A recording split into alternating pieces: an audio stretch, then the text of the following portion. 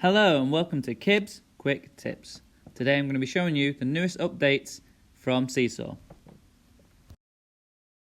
First, you need to open a new activity by pressing the Draw button.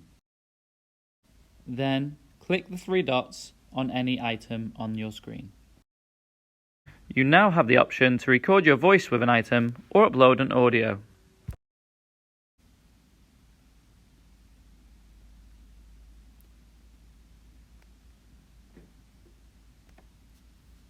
Cat, k-at, cat.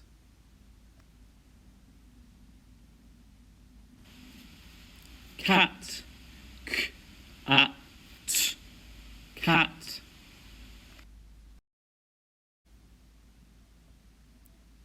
This is a cat.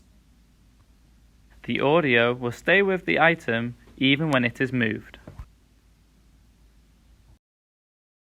There is also a new lock feature. When you click on an item, you'll be given the option to lock the item size. This means that students will no longer be allowed to alter the size of an item when they are moving it. This is very useful for completing movement-based activities.